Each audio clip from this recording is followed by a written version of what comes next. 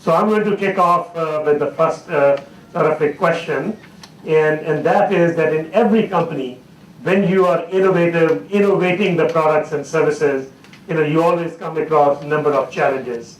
So my first question is, as you see innovation in your company, what are the top 2 or 3 challenges you have to deal with, and how do you manage those challenges? How do you address those challenges so our leaders can learn from your experience? So I'm going to start with Enrico.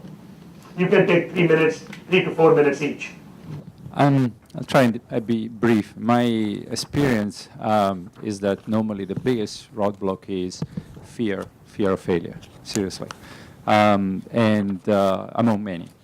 And because sometimes you have a good idea, you want to pursue it, you know that innovation and risk always come together, so the fear of failure can really be a major issue. We at P&G, we try and address it in many different ways, but probably the most important one is really we are a bit more process-oriented than we have heard from the previous speakers. So we actually put in place some pretty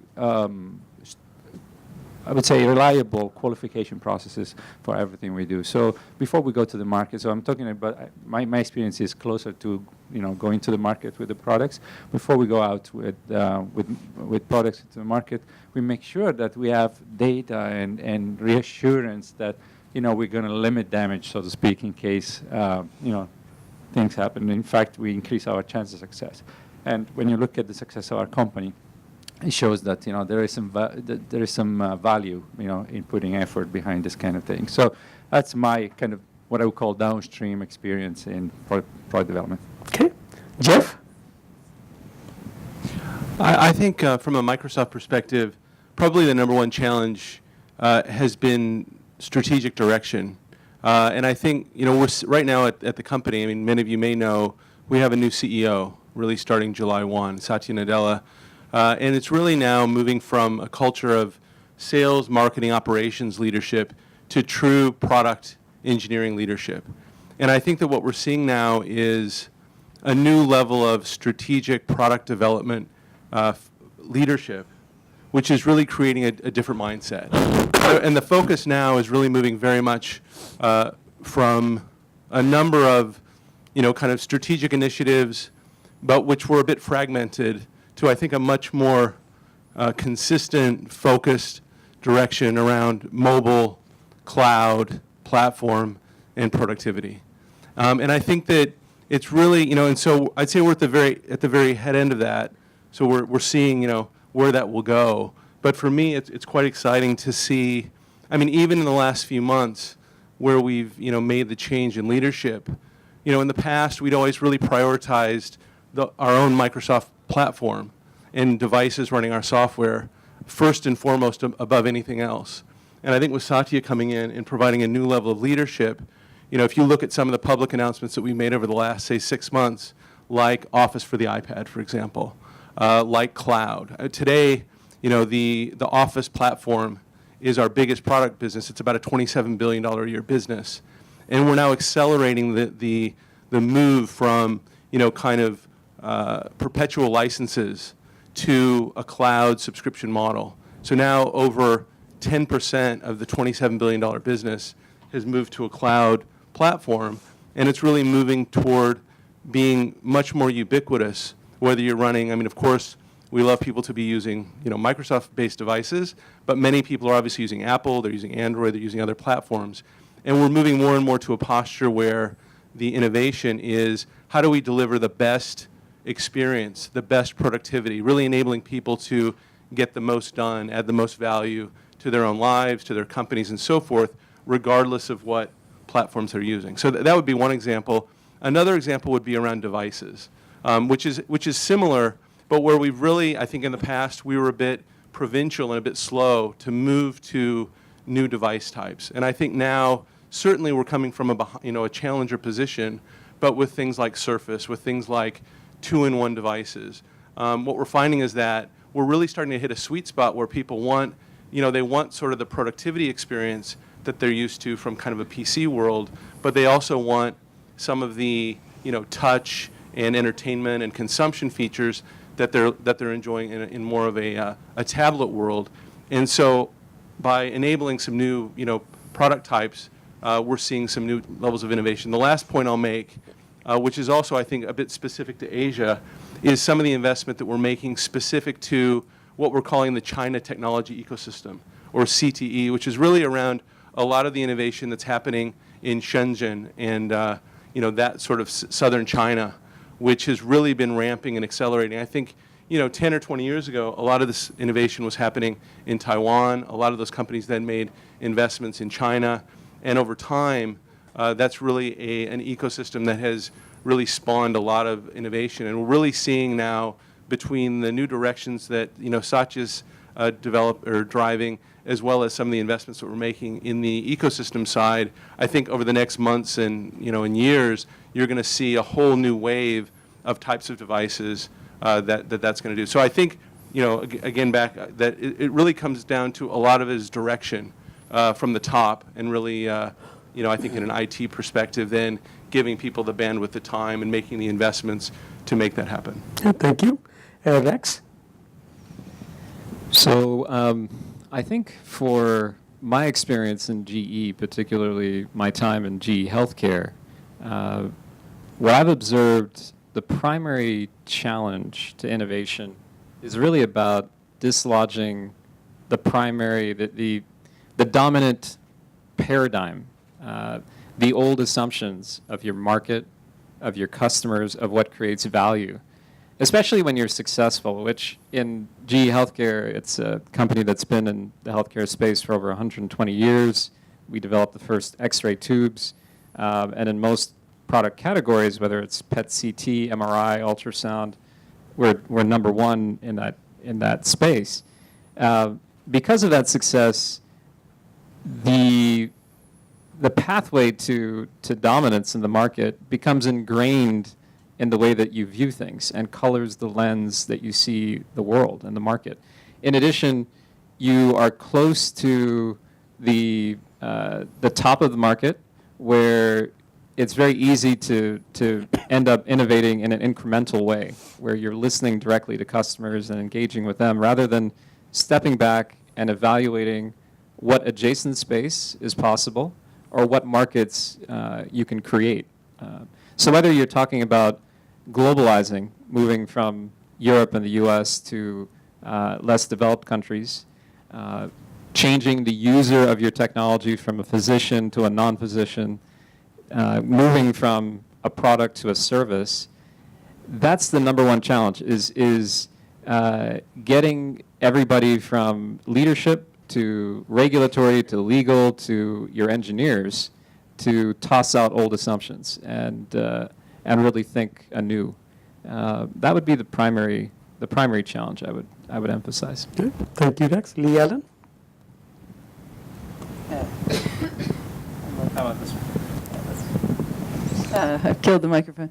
I am an innovator, after all. I think the growing tension that I've seen, and I think many of us at Procter & Gamble have felt, is our products, even in the last decade, have grown so much around the world. If you think about Pampers, it's just diapers and wipes, nappies and wipes. That's $11 billion, business, and we make a lot of them. So to innovate on something like that, and we have a lot of those businesses, it gets increasingly difficult because you have a whole host of people and energy and systems that are just trying to keep the current business going and expand and talk to more consumers, et cetera. On the other side of the tension, you have, I think that as the world has kind of gotten smaller, people can innovate really fast. Local people, multinationals like us, and the pace of learning has gotten much quicker. So I guess those two things are almost opposing. So the job I have honestly didn't even exist 5 years ago, until we realized that because we were expanding and kind of globalizing our products, our pipeline had started to dry up because the energy wasn't there in the innovation side.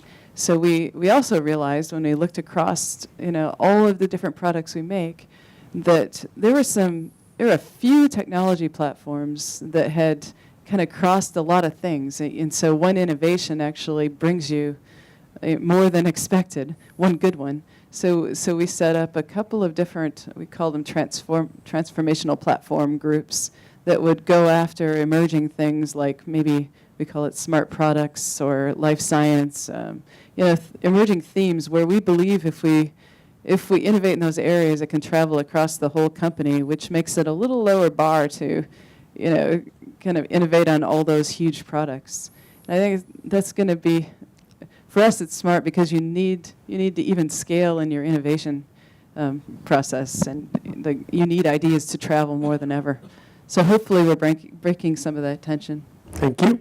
This morning we heard from the several speakers who basically pretty much conveyed the similar message that you can't force top-down innovation, that if you are going to be innovative, you have to create that in the culture. You have to create the environment where people can flourish and that they think out of the box and become creative.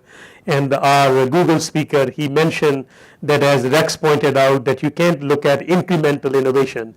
You have to think about 10x, those are disruptive innovation. That's what really drives the growth.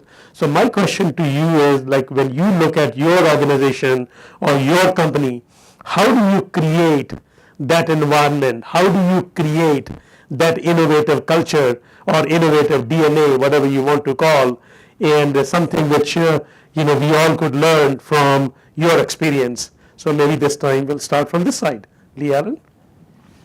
Okay, so this is my favorite topic because I've actually been studying what we call serial innovators with Ray Price and Bruce Wojak from the University of Illinois for the last, almost decade now, where, we and they had observed that a very few number of people from big companies like ours actually end up creating the huge innovations that, get you 20, 30 years of profit.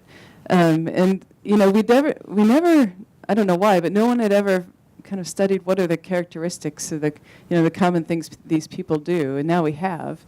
So, now when I go look for future innovators, I think if I boil down the characteristics very simply, they're above normal curiosity, way above. Incredible tenaciousness to the point where in a lot of the interviews they said, I had either gotten fired for this and asked to come back, or almost there. I had to take it. Everybody had taken their stuff underground in the past, but very tenacious, won't give up on a problem. But I think, most critically, and maybe not obviously, they all would bring other people into their problems. So they weren't somebody who was going to protect the ideas, but they'd be so curious and wanted to work so much that they would know that they needed to understand the whole problem, from the molecule to how do I make it industrially. And so it kind of gather big groups around them, to really do the whole piece of work. So I think one thing I always try to do in my organizations now is I go out and, besides looking for people with fantastic talent, technically, those characteristics are what I look for in people we hire. We've done a couple of sessions at NUS and NTU, and with PhDs, and really seem to be finding these people. So I think it's working, and that hopefully there's more than a few in the future that make our big ideas. Okay, thank you. Rex? Well, I have a more personal answer to share, and then more of a corporate culture answer. I think most folks in the room here want to be involved in innovation or lead innovation, and I would say, and this sounds like something everybody hears and says, but you have to really discover your passion, and be able to step beyond a conventional career to find a pathway towards that passion and pursue it. Just to share my own personal career journey, I started in GE many years ago, 14 years ago, in the water technology business. And I was very passionate about access for the underserved. I'm originally from South America. And I thought, water technology, if only the big, powerful GE can design small-scale filtration technology, it could, improve the lives of many communities around the world. the underlying health of the water technology business was quite poor. And so I held firm to my passion, which was access for the underserved, but shifted from the water to the healthcare business and joined a team where there was a leader who was innovative and originally from Asia, originally from Bangladesh.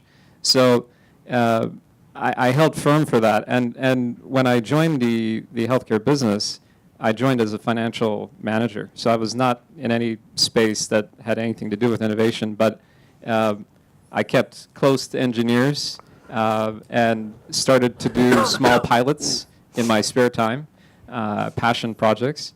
And that took 5 years of patient building, of small research and pilots, talking to leaders. And then finally, we got full funding. And now we're launching the products. You may have seen a small Vscan handheld ultrasound device. I didn't bring an example to share. And later this year, we're delivering a tablet-based ultrasound, which will reach rural areas of Africa and Asia, where midwives can be the primary user of the technology. It takes a lot of patience and tenacity, willingness to take risk. And so I encourage you to find that passion that you could pursue in your career. On a corporate level, in terms of culture, it's very challenging, especially for successful companies, to create entrepreneurship within the dominant, the dominant system of research and development.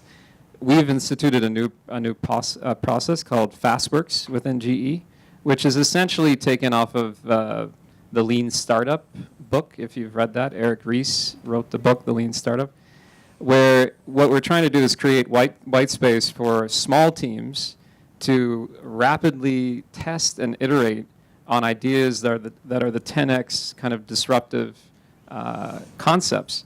And we're talking about basic prototyping with cardboard and concept maps, and we go out and test it with users, test it with thought leaders, and then we either pivot or persevere with that idea.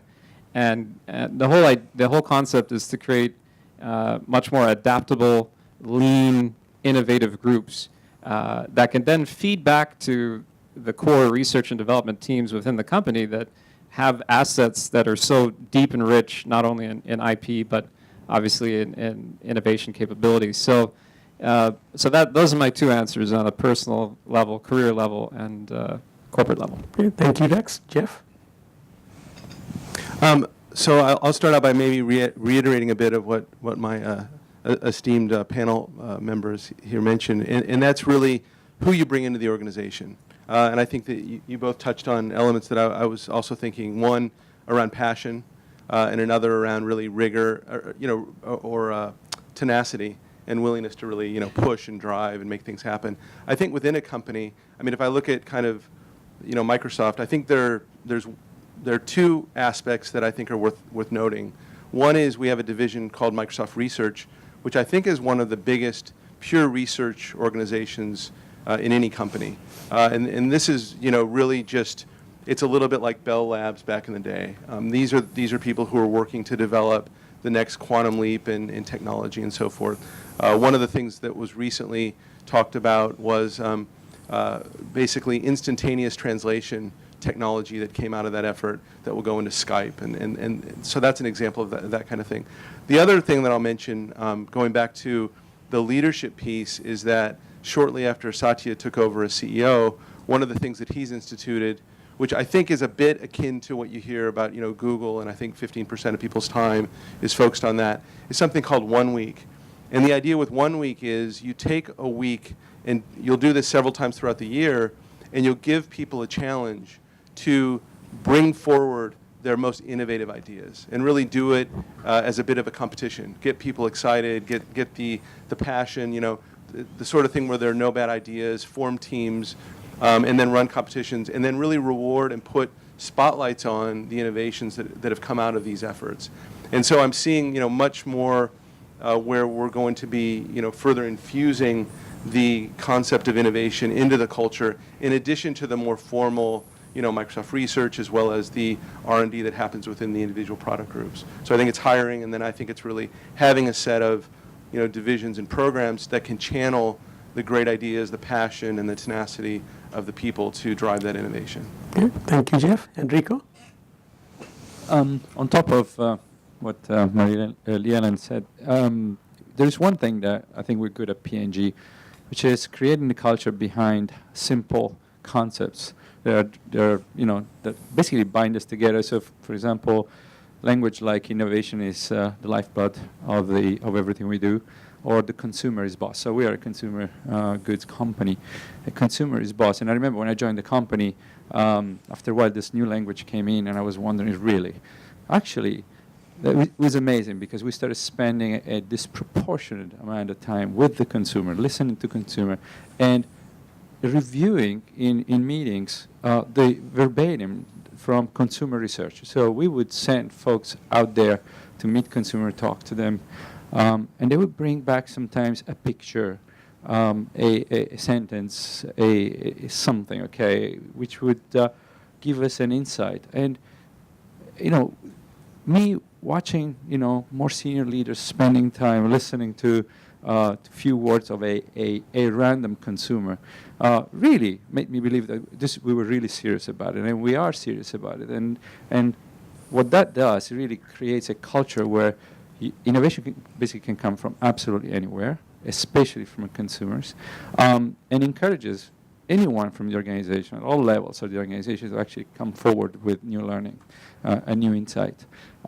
This is now, we do it regularly, okay? We do this kind of things regularly. We don't even notice anymore that this is perhaps unique. We have organization, part of the R&D organization is set up just to do this kind of stuff, okay, to go and scout for new insights and so on. Often we do it also with the commercial folks, so we learn together. So that creates really an environment and a culture of innovation where there's no bad idea. Any insight could be an amazing insight that would then fuel some of this disruptive and more transformative type of innovation.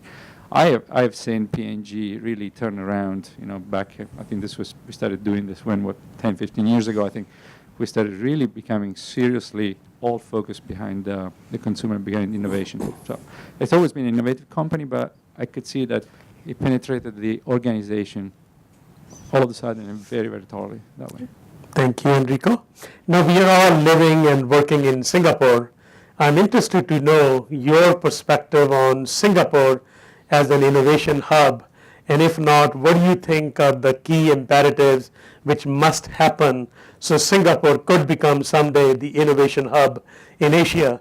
So I'm interested to know your perspective, so maybe we'll start with Rex.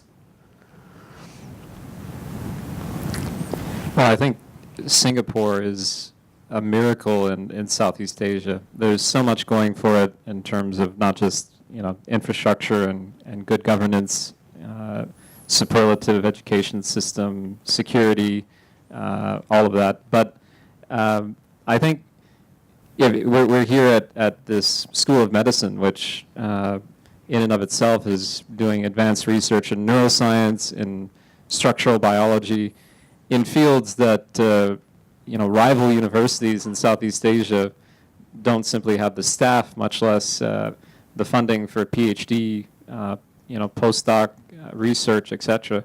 So I think the environment is ripe for Singapore to grow from its current status and become a major player in terms of innovation.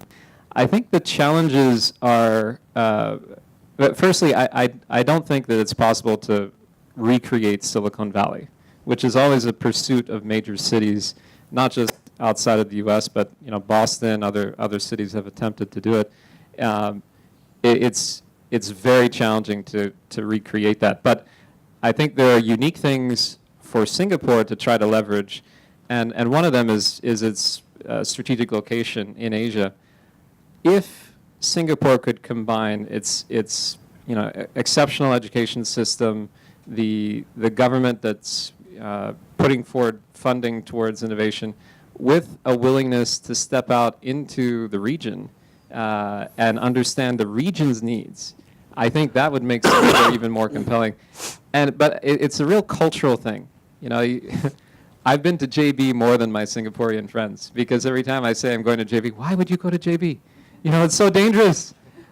JB is not that dangerous. Okay, come with me to Africa or to other parts of Southeast Asia, and you'll see JB's just fine. So I think that would be my one growth opportunity. I think in terms of the mindset in Singapore is that if Singapore could become a location where they're looking at the unique needs of Asia, where you could innovate in Asia for Asia, I think it would take Singapore to the next level. Okay, thank you. Jeff? When I think about, when I look at Singapore, first of all, I would agree. I mean, I think that they're doing so many things right. And, I kind of think about it in terms of three sort of buckets. One is, how do you get the most, innovative people? And I think already that's something that's happening. I mean, we're all here. And, you see the kind of people who come both from, big companies as well as VCs and so forth. The second one would be around infrastructure. You've got the physical infrastructure. You've got the financial infrastructure in terms of venture capital, funding, EDB, and all that. And then the third one is really, I think, around sort of the intellectual property regime and sort of having the rule of law. And I mean, those are all very well established in Singapore. I think just seeing more of that, more of those kinds of people, coming and enabling more of the investment, the VC kind of activities, and really leveraging that cross-border focus, whether it be across Asia or between Asia and other innovative parts of the world, like Silicon Valley, like New York, like Korea, for example.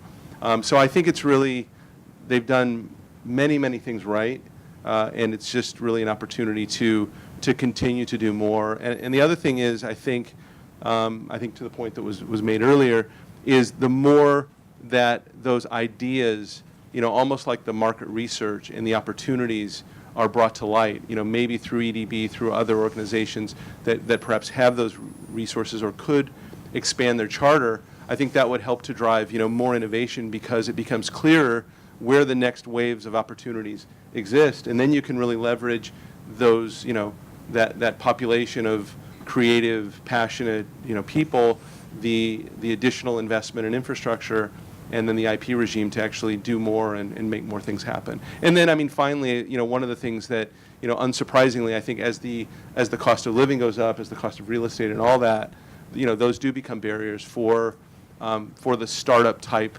organization. So that might be another area in terms of, adjacencies where you could make more things happen if that were something that the government decided to support. Yeah, thank you. Enrico? I'm going to touch on the diversity of the place, which to me is the most exciting, probably, side of Singapore. For the type of role I have, again, as I explained, I work a lot close with consumers and the marketplace. This is a place that almost makes the connections for us. Before we had to go to so many markets and go and figure out what's true for each different market, each different consumer. I mean, I'm amazed by how we can leverage diversity at the place. We have diversity at our doorstep, basically. Just a week ago, we were doing research with just some Chinese affluent consumers, newly, come to Singapore, and we were getting quality of, comments, etc., for certain things in skincare that was actually really exciting. I mean, I don't have to travel to Shanghai anymore. I mean, I probably have to, but not as much, because I actually get a very articulate consumer who is a lot more open, articulate, speaks the language of a corporation like us. In a way, it makes my job much easier. I actually love the place. I actually think, on top of everything that's been said, I think this is a unique strength of the place. And then the second thing I want to touch is really the talent that is coming through the universities into the company is really amazing. Seriously, we obviously try and go after the best ones that fit our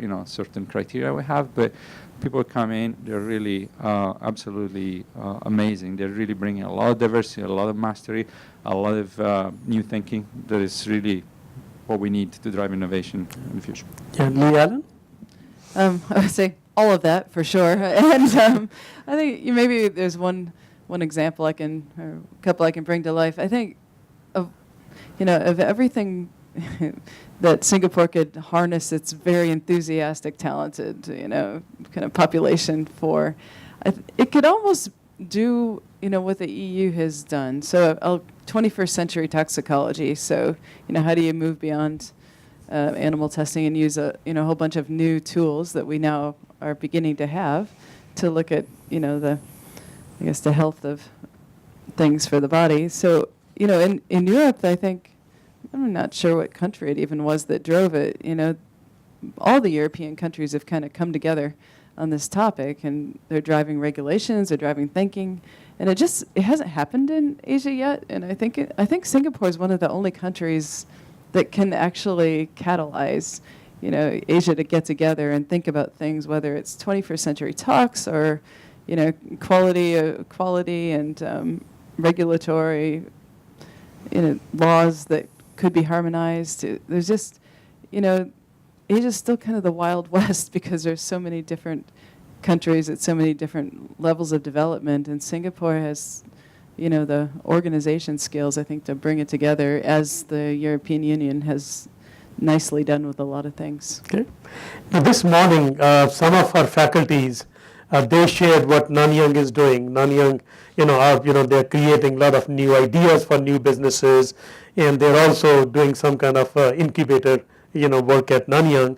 One of the challenges they mentioned that for these young, bright MBA students, they have big dreams, and some of them don't want to work for a big company. They want to start their own companies. They got great ideas, but the challenge they face is raising the first initial kind of funding. And in fact, the faculty mentioned that getting millions of dollars is no issue, but getting the first $50,000 is a real mega issue. Do you have any advice? What do you think anyone can address that question in no order? Any advice you could give for these students? They got great ideas where they could get the initial funding for some kind of prototype, and once a prototype is there, then of course they can go and chase their big dreams. Well, if you're Singaporean, continue to live with your parents. That would be step number one. Keep your costs low. Number two, learn coding, because that's a very cheap way to innovate. Is to do something digitally. It's a very tough question. I think if you take any idea or passion and look at the history of innovation and map out the time frame from the seed to the tree, it's a long cycle. And for me, it's actually like 7-8 years before the product was launched. From the first time I thought, this is what I want to do with ultrasound. So I think you have to be patient and be willing to pursue your ideas on your own time, and in some cases with your own money. So what has worked for me in terms of fundraising is that you have to have demonstration. It can't just be conceptual and in PowerPoint land, right? So if you're doing something like in my space, which is much more clinical, we run a small pilot test, typically not with patients, but with some simulation. I collaborate with an expert in that field and have them be a spokesperson for the concept that we're sharing, and then you go from there. So usually, if it's not 50,000, it might be 5,000, and you start with that small little experiment, and you build from there. So honestly, I don't think there's a lack of funding. Funding is not an issue. If you can't get it from Spring or some other institution, go on Kickstarter, or ask your uncle. I mean, the money is around, but if you start small and plan out what are the assumptions that you want to test that are fundamental, and where is that going to take you in terms of if the assumption is true, what's the next stage in the whole evolution of the idea. So that would be a little bit of guidance for any budding entrepreneurs out there? I would just say two things. One, I mean, in addition to what was just said, which I totally agree with. One is I think mentoring is really important, and I think this is a great, community to find mentors. I think, the faculty and, many of us are interested in helping people. The other is, which was just mentioned in passing, crowdfunding like Kickstarter. I mean, I think these are amazing new vehicles exactly for those small, and not only small. I mean, they're doing $100,000, $1 million investments. So that's becoming, I think, a more and more popular way of getting things off the ground. And these are, to my mind, these are just amazing new channels, because the reality is, and I say the same thing to people, in Microsoft, there's always money for good ideas and good plans. The problem is often people are looking for the money, they're looking for the funding, they're looking for all this stuff, but they haven't actually put together the great plan, the great business case, the demo, the prototype, and all that sort of groundwork. But I think that, if you can really put together that story, what market are you going after, or markets, why is that an opportunity? Looking laterally, what are the replacements for your idea? What are the potential competitors that exist today or in the future? Really having a thoughtful business case. I think that there are plenty of sources of funding out there today. Yeah, so I'll add. So yes, the money's there. God knows, especially here. It's amazing what opportunities are in Singapore. But if you're not able to find it right away, chances are there's something about the idea you have that's maybe not developed enough yet. So if you have a little patience, I've often found it helps to go work for a company that does whatever you need to develop for a while, and maybe keep thinking of your idea on your own time. But chances are maybe you not only come out with better form of your idea, but maybe a couple of generations of them that make you more robust. I know I just had a guy a couple of years ago that used to work for me at P&G, started in manufacturing and went to marketing, and he's finally left and has got a Kickstarter program that's going great for a wearable electronic. But you can see how he built his knowledge. It wasn't just out of university knowledge, it was a few years of really hard knocks in the plant and, et cetera, into that idea, and it's just outstanding. He got a real head start. I'm going to say something probably obvious, but you may want to partner with someone who's got some money. If chances are, especially in Singapore, that in your circle there is someone who's got some spare cash and some business, appetite. So you may want to kind of try something small with the person, and fundamentally, split the idea, split the money, and get the data, the fact, the experience under your belt, and then you go bigger. I think that's kind of an obvious thing to say. Another one is I personally know someone who's found money through by just approaching a bank. They had an open venture type of system there. But before going to the bank, going back to the power of prototypes, etc., this was a kind of catering type of new business model. So it's very difficult to prototype that. So again, basically knocked at a restaurant's door, offered it to a small restaurant owner, say, hey, how about we try this for a month? Okay, we try it out. So in the context of an existing business, okay, basically got some results that could show for, and then showed up at a bank and got all the big money. So, food for thought. My last question is about the role of Asia or importance of Asia. I think we heard from different speakers. There are 7 billion consumers in the world, and 50% of those consumers are in Asia. So my question is that given that there are 50% consumers, there's a large emerging middle class in China, India, and in other countries, what do you think the companies need to do to kind of use Asia as a platform for innovation, not only for Asia, but globalizing those innovations? Any thoughts on that? Any words of wisdom you could share with us? Whoever, Go for it, yeah. Okay, well, be here, first of all.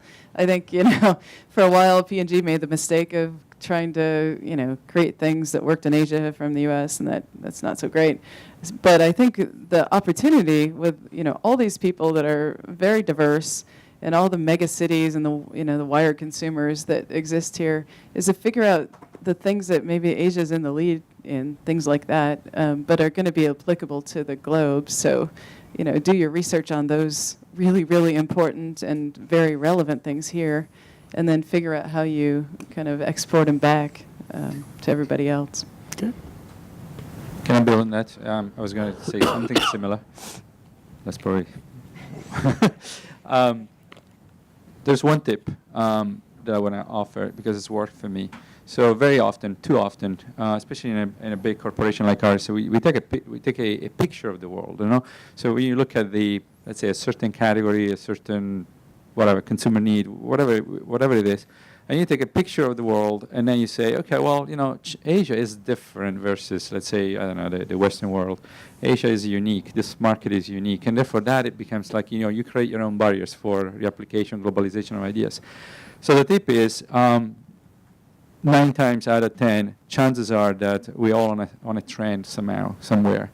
And you actually want to plot the picture differently, which is on a time scale, where you actually say where Asia is in the lead or is ahead of the world. And therefore, you actually end up selling the idea much better to say, hey, you know what, for this thing, this is going to come. This is going to come to the US. This is going to come to Europe. It's just as it happens, I don't know, Japan or China or whatever is ahead of the game. So if we invest now, if we go after this idea now, okay, it is going to be and become a big opportunity globally for everyone. So just reframe the way, you know, you look at the opportunity and you see maybe you're going to find out that things can work for you.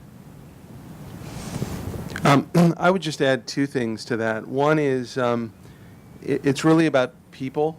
Again, I mean, something that was, I think, mentioned earlier, I certainly mentioned earlier, which is it's the knowledge transfer between, you know, I mean, within big companies, leveraging the power of the knowledge wherever it sits in the company, and make sure that it's really flowing, you know, to Asia and from Asia, so that, you know, the products that are being developed, you know, there's a level of local knowledge that's happening. So that's one, and I mean that could happen in a number of different ways. One is, I mean, one of the things that Microsoft's done is we have actual research centers, for example, in India. And in China. We're also investing in data centers across Asia. So as part of the cloud computing strategy, really having a lot of that infrastructure, you know, across the Asian continent to enable that. The second part is the power of partnerships. So really leveraging local companies to deliver products and services. And you know, I was mentioning at the beginning about some of the devices work that we're doing, leveraging, for example, this China technology ecosystem. But not only are we doing that, but we're also working with local companies, for example, in India or in Indonesia and others, to really create partnerships with companies that have brands that are known in the local markets and that have, you know, a level of infrastructure, distribution, marketing, and at the same time creating, you know, some level of business development between this, for example, China technology ecosystem to bring in new devices, new products, and then leverage the local brands, leverage the local knowledge about the markets, and go to marketing. And I really think that that's looking to be a very, you know, successful way where you can kind of leverage the capital and knowledge of a big multinational company, but you can also really tune your products and services for local markets. And I think that will really be more and more the way of the future. Okay. I'm applying for PR, and I know somebody else on this panel is also applying for PR. So personal evidence that being in Asia is a great place to be for innovation and having a worthwhile career. A friend of mine in GE is the CEO for GE's ASEAN business for GE Healthcare. And it was, I think, a $200 million business in 2010, and he set the target back then to reach $500 million by end of 2015, and he's set to deliver that. Imagine 2.5x growth in 5 years. The amount of career opportunity for people who've worked for him has been tremendous. You just can't see that kind of market growth in other geographies. And so, you know, the chance to try something new, to bounce from one function to another, to move from country to country, it's tremendous. In terms of innovation capability, obviously manufacturing in China, software development in Bangalore has grown tremendously, not just for business process outsourcing. No offense to my Microsoft colleague here, but the product that I've developed is Android-based, and in Bangalore, you go on LinkedIn, there's over 6,000 Android engineers who can code in Android in Bangalore. So the capabilities are here, the markets are here. You look at the energy space, 5 billion people around the world want the energy-rich lifestyle of 500 million. And many of those billions of people are here in Asia.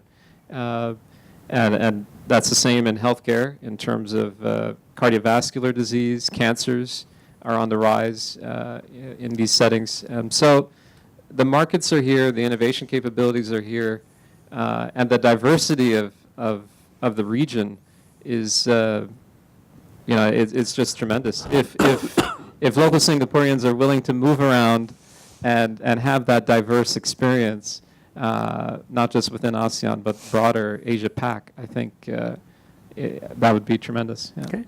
I think I would like to now open up the floor to you. I mean, rather than me asking, please now your turn to ask any question, then you can ask any speaker you wish. So.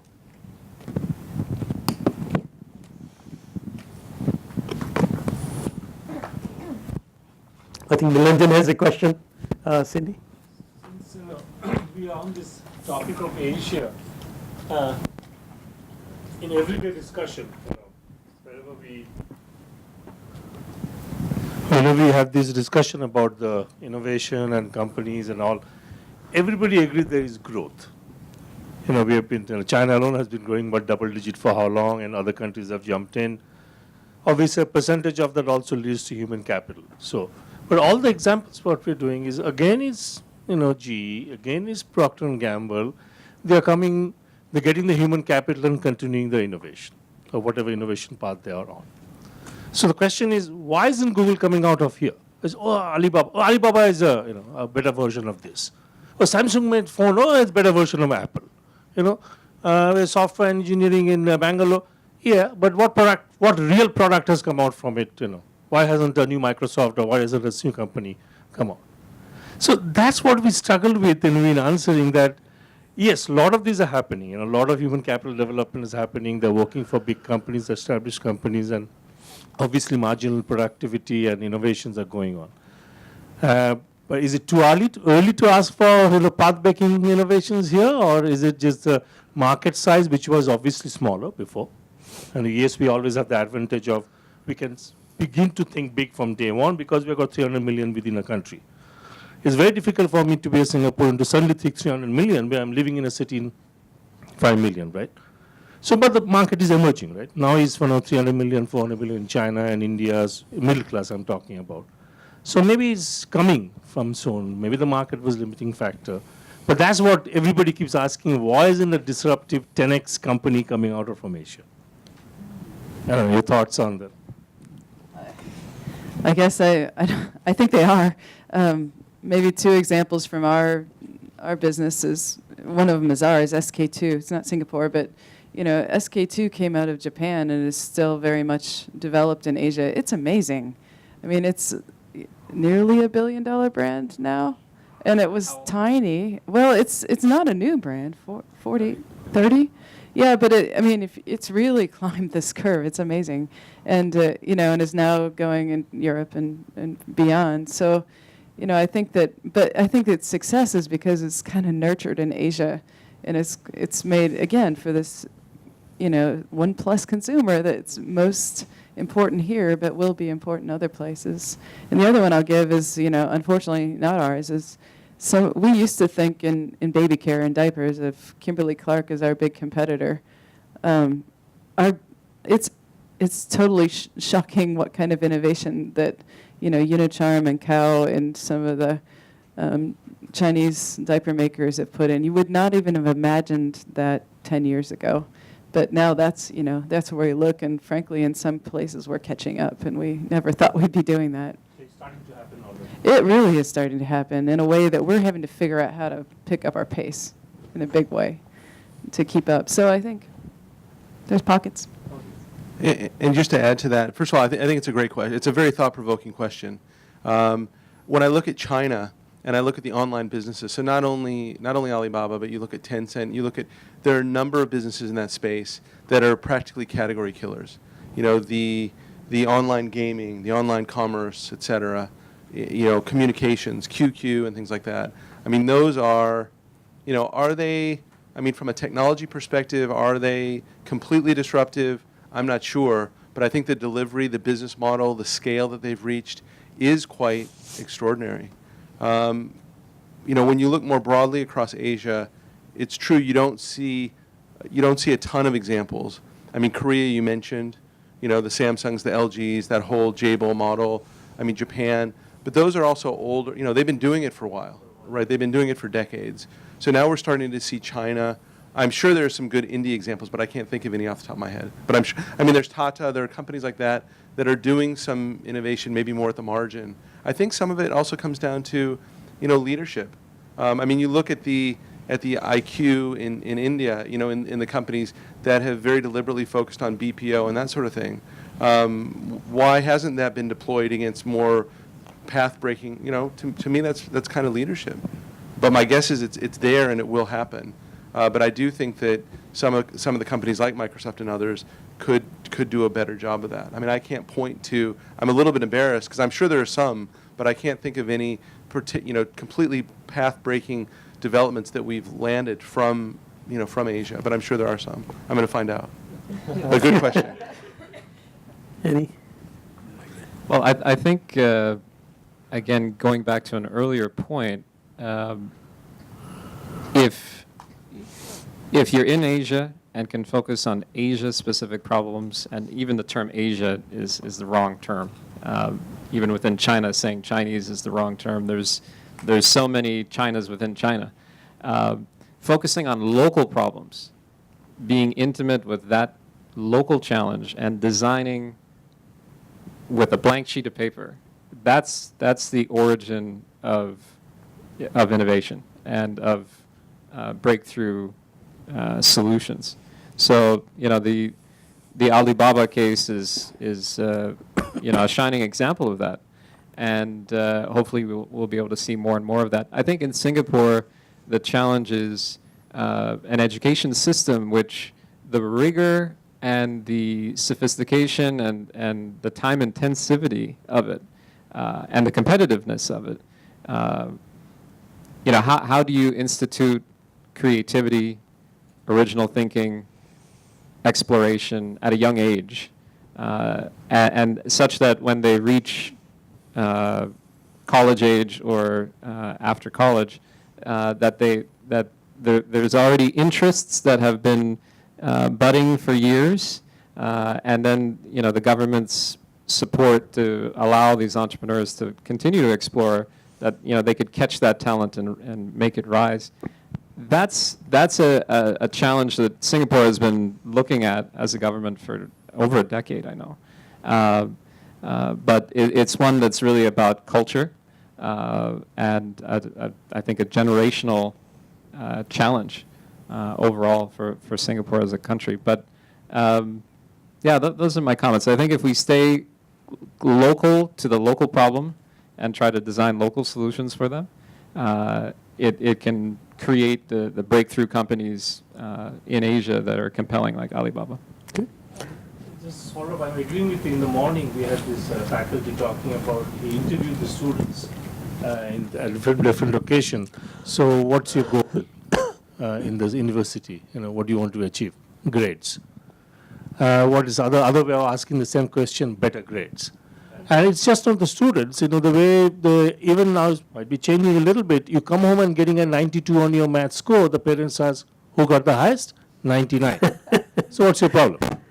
So, the whole focus, attention is academic excellence. There's nothing wrong in it, but, that moves in a certain direction. You'd be wonderful input, talent, to support any particular innovative cause, any problem solving and everything like that. But you're not necessarily going to think, outside the box in a big way to, have that 10x effect. So maybe it's a little bit of culture is also there. So Other questions? Yeah, at the back.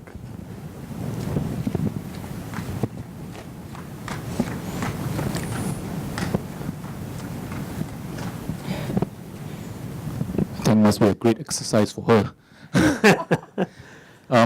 Just for all the panels, my question will be very much in terms of all the panelists here are from a listed company. So when you talk about innovation within the organization, there is always a lot of red tapes, protocols. You can have a lot of great ideas. In China, basically, I mean, if you look about Tencent, you talk about the Alibaba, you talk about Xiaomi, their companies started with very small. Innovation, they had become very disruptive, or some of them become disruptive technology. It helps to propel more innovation. More people wants to be like them. But when they become listed, the innovation kind of stifle because shareholders will start saying, do we really need to do that? Why not sell more rather than do good things, do what you're good? So are you facing the same problem in terms of new things coming out, red tapes? Is it a good thing to be listed when you are young, and for your case, I mean, you guys, the company has been so many years, so you can't untwine and say, I delist, I don't want shareholder to tell me what to do. We decide what we want to do. I mean, my question will be, in a nutshell, is listing, being listed in a company, your innovation has been limited to a certain degree. Yeah. I would say in my experience in GE, the challenges from a bureaucratic perspective are internal rather than from our regulatory framework. GE works in highly regulated industries, whether it's aircraft engine, energy with our turbines, or healthcare. Clearly, clinical patient care is highly regulated. But the challenge is in interpreting the law and interpreting, in the case of healthcare, do no harm. How do you determine what does no harm to a patient? So there's a series of functions within GE that I'm always debating with. And I have to become an expert in my own self in medical affairs, regulatory affairs, clinical affairs, legal interpretation, in order to push through challenging ideas about the way that clinical care should be managed. So I think it's much more of an internal challenge rather than the issue of being a listed company or not. Because whatever product or service you need to put out there, it has to be compliant to the laws in which that product or service is going to be performing. So obviously there's reputation risk that's unique to a listed company that a startup doesn't have. And if you're well established in your market, you might be upsetting your own customers if you're creating something disruptive. So that's a challenge. In my space, my product is a tablet-based ultrasound for midwives. And every country I go to, the first group that I have a big argument with is the obstetricians. The obstetricians who are our primary market for ultrasound. And the argument is they can't do it well. Their competency level is such that it's threatening patient care. And I have to show them the evidence and convince them that not just is patient care okay, but actually your business is secure, because that's really the fundamental concern that they have. And I explain to them that it's not subtractive to you, it's multiplicative, because the midwives will refer more complicated cases to you as the obstetrician. So that dynamic is unique for listed companies with an established presence in their market, to ensure that while you're doing something innovative, you're also kind of massaging and managing the existing customer base. It's an interesting question. I work for a public company now, obviously Microsoft. I worked for a private company, Bloomberg, who many of you have heard of. And I've also observed Dell, which recently went private. And I do think that clearly there's a very different set of tensions whether you're a public company or not. If you're a public company, there's an expectation that every quarter, especially if you're listed in the U.S., every quarter you deliver a level of predictable earnings. And I do think that that creates, a level of pressure and a level of, at the end of the day, you've always got to have your priorities straight. And clearly for a company that's public, a top priority is delivering the top line, delivering the bottom line predictably every quarter. And I do think that that has an impact on innovation, because I don't think that you have necessarily as many degrees of freedom as a private company. I mean, when I was at Bloomberg, surely there was still pressure to grow top line and bottom line, but I do think that the company had a lot more flexibility about what bets to make, how to stage the bets, and when maybe top line and bottom line weren't essential. Moving from a dedicated, platform to more of an open platform, for example. That might take some wind from the sails for a while, but if you're a private company, you can afford to do that. And I think that's why Michael Dell decided to take Dell private.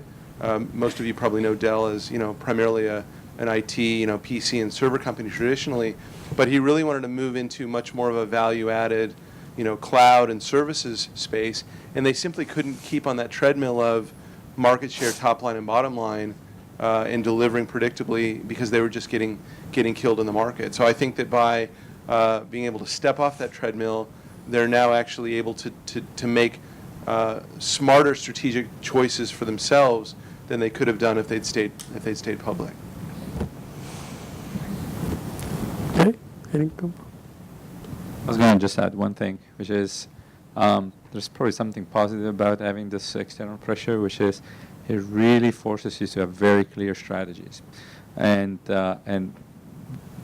clarity behind solid strategies, okay, is critical for large corporations like the ones we work in.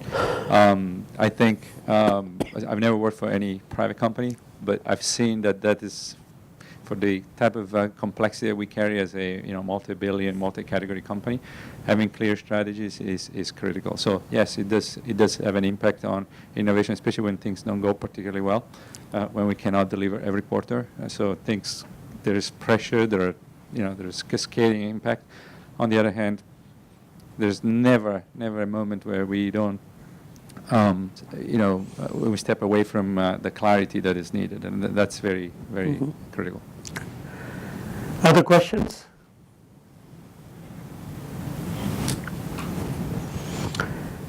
If not, this is 4:28, and we are right on schedule. I would like to request Nilanjan to come and thank our panelists.